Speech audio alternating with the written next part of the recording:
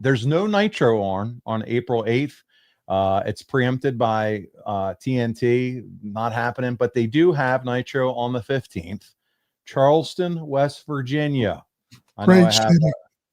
What's that? Great city. Yeah, I know I have some fans in Charleston.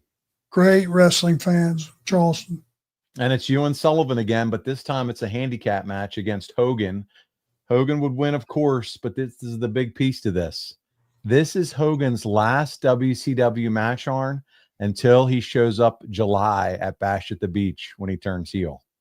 This is it right here, April 15th. We're talking history right here now on this show.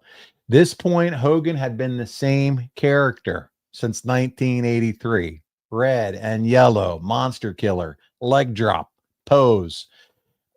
In your opinion, was this the time to reinvent himself? Obviously, we know it all worked out and was great. But do you recall at this time going, man, hey, I sense the crowds maybe could be growing a little tired of it. Maybe it needs a refresh. What are your thoughts around this time? I would never claim to be so smart that I smelled something coming. I thought that Hogan would retire in the red and yellow just like he had been his entire career.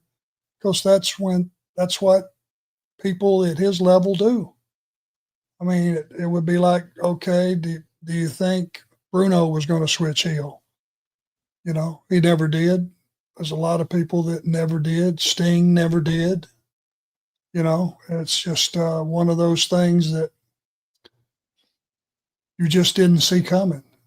And when he made that move, it was like, you saw that audience, the air just went out of the building, and then they started to throw stuff. And when they really realized that, yeah, this is not going to change. This is the way it is. I never saw this coming. By the way, let me ask you something, not to interrupt you. Did he beat us both? He did. Yeah. Of course he did. Yeah. Yeah.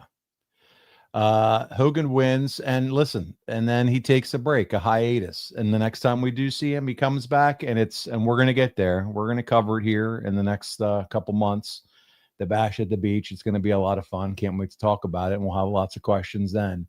But what about the chat? What did you personally get? Were you tired of Hogan as a babyface? I want to hear your thoughts. Were you ready to see something different? I saw someone just say seeing Hogan as a heel was bad, I think, for wrestling. I don't know about that. I think he needed to do something, but Mediocre Warrior says Sting tried and it failed miserably. Cena tried this year. It was terrible. So I want to hear what you think. I think for Hogan, though, it revitalized his career. They got away with it because it was well planned and it was well executed. And if it would have just been him on his own, who knows? I don't think so, but who knows? Yeah, this time he was a gang leader. Yeah.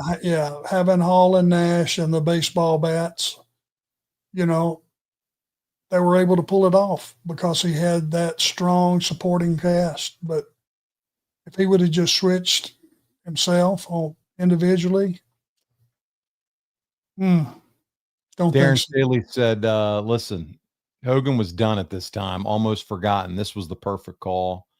Everything lined up perfectly. Mediocre Warrior. Hogan at this point could have been the attraction babyface, but he ended up being overexposed at this point as a babyface. I mean, there's a lot of credence in that for sure. So, and listen, he had already ran through pretty much every heel. There's nobody left to beat. Right. And Ryan, we said the same thing at the same time. Ryan says, I do wonder how close Hogan was. He actually said, I wonder how close he was at backing out of being a heel.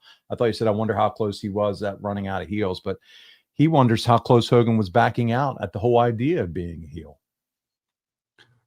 Believe it or not, I think it was his idea. There was a lot of talk, I think. I think there between Bischoff and Sullivan, it's been well documented on other podcasts and stories. There was a lot of conversation. Andrew said, yeah. Yeah, I saw something on one of the shows where they were talking to Hogan, or it was Bischoff was talking about that day that they put this together, and he said they hadn't decided. I think there were kicking it around about Sting being the third guy. And Eric said they had a conversation with Hogan, and said Hogan asked him, who's the third guy? And he said, well, we talked about Sting. Who do you think the third guy is? He said, you're looking at him. Paraphrasing, but it was something like that. With no setup conversation before that, I'm sure Eric's teeth fell out. Well, and Andrew and Ryan both pull up, and I've heard both these things. Sullivan said he had to hold him hostage at the house to make him go through with it. And then Eric has talked about this entire, storyline and on 83 weeks over and over again, this whole conversation as well. So there was a lot going on to make this finally stick and happen for Hogan to go through with this. But my goodness, talk about a blank check for his career. Yeah. It was a big something to consider with the money they had spent on him. If it died and didn't work, then what do you do? We move on, and Hogan now. And here's another thing about you in Hogan's history, Arn. And I think this is what's been interesting with you lately. You were the last match that Hogan was a part of as a babyface before the change. I had his last match. Marinate on that a little bit. You and Sullivan handicap against Hogan. Last match you wrestled in WCW before he then comes back in July. Another piece of history that you're a part of involving Hogan. Wow. I'll take it. This is the stuff that I don't think necessarily we all think about. But as we talk through this, it's like, okay, there's another Arn Anderson moment, baby. Unreal. Wow. Yeah. Not only did you get to beat him in front of George Steinbrenner, the boss, the team that you once sported on your head, but also you were his last match before he turned. It's incredible. I love walking through your career.